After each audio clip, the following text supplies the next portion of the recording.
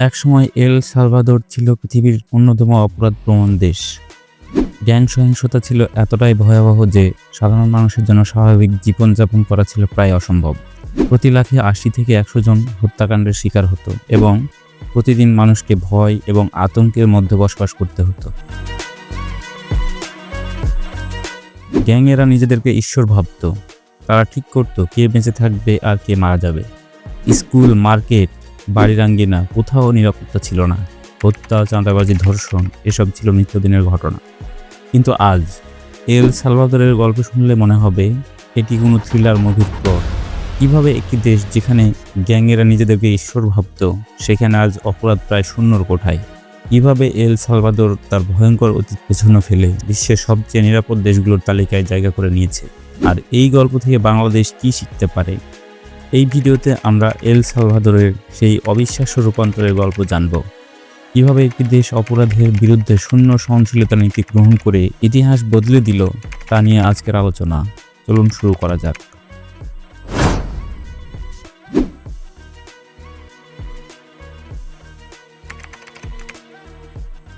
১৯৯০-এর দশক থেকে ২০১৯ সাল পর্যন্ত এল সালভাদোর ছিল গ্যাং সহিংসতার কেন্দ্রবিন্দু।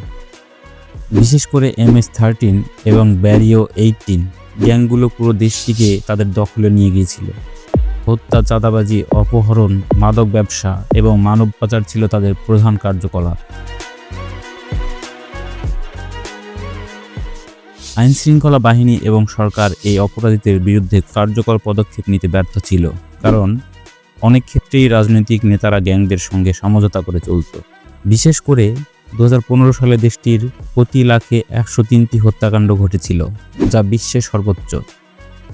দীর্ঘ ৩০ বছর ধরে চলে আসা এই গ্যাং সহিংসতা বন্ধ করার জন্য সরকার কোনো কার্যকর ব্যবস্থা নিতে পারছিল না।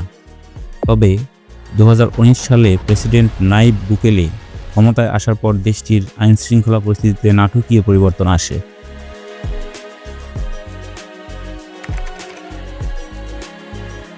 প্রেসিডেন্ট নাইব বুকেলে ক্ষমতায় আসার পর টেরিটোরিয়াল কন্ট্রোল প্ল্যান নামে একটি বিশেষ পরিকল্পনা বাস্তবায়ন করেন।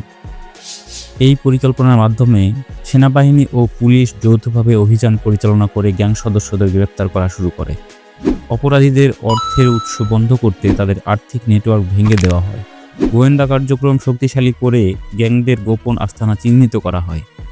কঠোর জরুরি আইন জারি করে প্রায় ৭০,০০০ গ্যাং সদস্যকে গ্রেপ্তার করা হয়। দ্রুত বিচার নিশ্চিত করতে আইনি সংস্কার আনা হয়। এই পরিকল্পনার সবচেয়ে বড় দিক ছিল নতুন একটি সুপার ম্যাক্স সিকিউরিটি জেলখানা তৈরি করা, যেখানে অপরাধীদের এমনভাবে আটকে রাখা হয়েছে যা ইতিহাসে নজিরবিহীন। প্রেসিডেন্ট নাইব বুকেলের নেতৃত্বে El Salvador terrorism confinement centre CECOT নামে বিশ্বের সবচেয়ে বড় এবং সর্বোচ্চ নিরাপত্তা বিশিষ্ট জেলখানা নির্মাণ করেছেন। এই জেলখানাটি বিশেষভাবে গ্যাং সদস্যদের জন্য তৈরি করা হয়েছে, যেখানে তাদের চরম কঠোর শৃঙ্খলায় রাখা হয়। সিকটের ধারণ ক্ষমতা প্রায় ৪০,০০০ বন্দী, যা এটিকে বিশ্বের সবচেয়ে বড় জেলখানাগুলোর মধ্যে একটি করে তুলেছে। এই জেলখানার নিরাপত্তা ব্যবস্থা অত্যন্ত উন্নত এবং সর্বোচ্চ পর্যায়ের। জেলখানাটি ২ স্তরের উঁচু প্রাচীর দিয়ে ঘেরা, যার উপরে ১৫,০০০ ভোল্টের বৈদ্যুতিক তার লাগানো রয়েছে।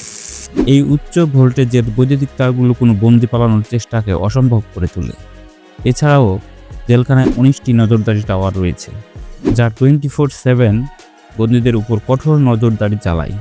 প্রতিটি কোণায় রয়েছে অত্যাধুনিক ক্যামেরা এবং ফেস রিকগনিশন প্রযুক্তি, যা বন্দীদের প্রতিটি চলাফেরা রেকর্ড করে। বন্দীদের চলাচল সম্পূর্ণভাবে নিয়ন্ত্রিত। তাদের কোনো চলাফেরার স্বাধীনতা নেই এবং বাইরের জগতের সঙ্গে যোগাযোগ করার কোনো সুযোগ নেই। পরিবার বা বন্ধুদের সঙ্গে দেখা বা কথা বলার কোনো অনুমতি দেওয়া হয় না। বন্দীদের জন্য কোনো বিনোদনের ব্যবস্থাও নেই, না বই, না টিভি, না কোনো ধরনের সামাজিক কার্যকলাপ। তাদের জীবন কাটে কঠোর নিয়মের মধ্যে, যেখানে প্রতিটি মুহূর্তে তারা নজরদারির মধ্যে থাকে। এই জেলখানার নির্মাণ এবং পরিচালনা পদ্ধতি গ্যাং সদস্যদের জন্য একটি আতঙ্কের জায়গা তৈরি করেছে। তাদের জন্য সিকট শুধু একটি জেলখানা নয়, এটি একটি অন্ধকার এবং নির্জন কারাগার, যেখান থেকে পালানোর কোনো উপায় নেই। এই কঠোর ব্যবস্থাগুলোই এল সালভাদোরকে অপরাধমুক্ত করতে সাহায্য করেছে এবং গ্যাং সংস্কৃতির মূলকে ধ্বংস করেছে।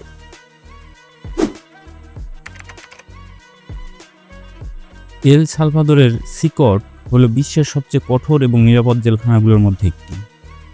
এই জেলখানাটি বিশেষভাবে গ্যাং সদস্যদের জন্য তৈরি করা হয়েছে, যেখানে তাদের জীবন একেবারে নির্মম এবং কঠোরভাবে সাজানো হয়েছে। সিকটে প্রতিটি সেলে প্রায় ৮০ জন বন্দীকে একসঙ্গে রাখা হয়, যেখানে তাদের গাদাগাদি করে থাকতে হয়। ঘুমানোর জন্য কোনো বিছানা বা আরামদায়ক ব্যবস্থা নেই। বন্দীরা শুধুমাত্র লোহার বাংকারে ঘুমাতে পারে। সেলের এক কোণে একটি মাত্র কমোড রয়েছে, যেখানে কোনো পর্দা বা ব্যক্তিগত গোপনীয়তা নেই। ৮০ জন বন্দীকে এই একটি কমোড ব্যবহার করতে হয়, যা তাদের মর্যাদা এবং মানসিক স্বাস্থ্যের উপর চরম চাপ সৃষ্টি করে। সিকটের পরিবেশ আরও কঠোর করার জন্য ২৪ ঘন্টা আলো জ্বালিয়ে রাখা হয়। এই অবিরাম আলোর কারণে বন্দীরা দিন ও রাতের পার্থক্য বুঝতে পারে না। তাদের সময়ের ধারণা সম্পূর্ণভাবে লোপ পায়, যা তাদের মানসিকভাবে আরও দুর্বল করে তোলে। সপ্তাহে মাত্র একবার ৩০ মিনিটের জন্য বন্দীদের শরীরচর্চার সুযোগ দেওয়া হয় এবং তা অত্যন্ত নিয়ন্ত্রিত এবং নজরদারির মধ্যে সম্পন্ন হয়। এই সংক্ষিপ্ত সময় ছাড়া তাদের কোনো শারীরিক বা মানসিক স্বাধীনতা নেই। খাবারের ক্ষেত্রেও বন্দীদের জন্য বিশেষ সুবিধা নেই। তাদের প্রতিদিন শুধুমাত্র ভাত, বিনস এবং পাস্তা দেওয়া হয়। প্রোটিন সমৃদ্ধ খাবার যেমন মাছ, মাংস বা ডিম তাদের দেওয়া হয় না। এই খাদ্যাভ্যাস তাদের শারীরিকভাবে দুর্বল করে তোলে এবং তাদের মনোবল ভাঙতে সাহায্য করে। যদি কোনো বন্দী সিকটের নিয়ম ভঙ্গ করে বা গার্ডের আদেশ অমান্য করে, তাহলে তাকে বিশেষ নির্জন কারাগারে পাঠানো হয়। এই নির্জন কারাগার সম্পূর্ণ অন্ধকার এবং কোনো মানব সংস্পর্শবিহীন। ঘরটি সিমেন্ট দিয়ে তৈরি এবং এতে একটি মাত্র বেড ও একটি টয়লেট রয়েছে। বন্দীরা সেখানে দিনের পর দিন একাকী থাকে, এমনকি নিজের ছায়াও দেখতে পায় না। কোনো বন্দী যদি নিজেদের মধ্যে মারামারি করে বা জেল স্টাফের সাথে কোনো ধরনের ঝামেলা সৃষ্টি করে, তাহলে কমপক্ষে ১৫ দিনের জন্য এই অন্ধকার ঘরে রাখা হয়। এই নির্জনতা এবং অন্ধকার তাদের মানসিকভাবে চরম চাপে ফেলে দেয় এবং তাদের অপরাধমূলক মনোভাব সম্পূর্ণভাবে ধ্বংস করে। সিকটের এই কঠোর ব্যবস্থাগুলোই এল সালভাদোরকে অপরাধমুক্ত করতে সাহায্য করেছে। গ্যাং সদস্যদের জন্য এই জেলখানা এখন একটি আতঙ্কের জায়গা, যেখানে তাদের কোনো মানবিক অধিকার বা স্বাধীনতা নেই। এই ভয়ই তাদের অপরাধের পথ থেকে দূরে রাখে।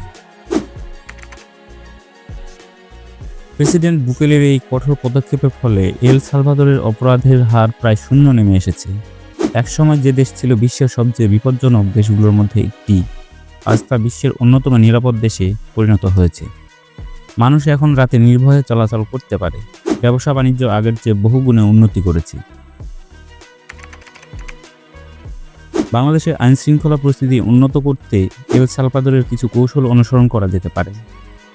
শক্তিশালী গোয়েন্দা কার্যক্রম, অপরাধীদের গোপন কার্যকলাপ চিহ্নিত করা, কঠোর আইন প্রয়োগ, দ্রুত বিচারের মাধ্যমে অপরাধীদের শাস্তি নিশ্চিত করা, নতুন প্রযুক্তি ব্যবহার, নজরদারি ব্যবস্থা আরও উন্নত করা, দুর্নীতি নির্মূল, আইনশৃঙ্খলা বাহিনী ও প্রশাসনের দুর্নীতি কমানো, রাজনৈতিক সদিচ্ছা, দেশের নিরাপত্তাকে সর্বোচ্চ গুরুত্ব দেওয়া, তরুণদের কর্মসংস্থান, বিকল্প কর্মসংস্থানের সুযোগ তৈরি করা যাতে তারা অপরাধমূলক কর্মকাণ্ডে না জড়ায়।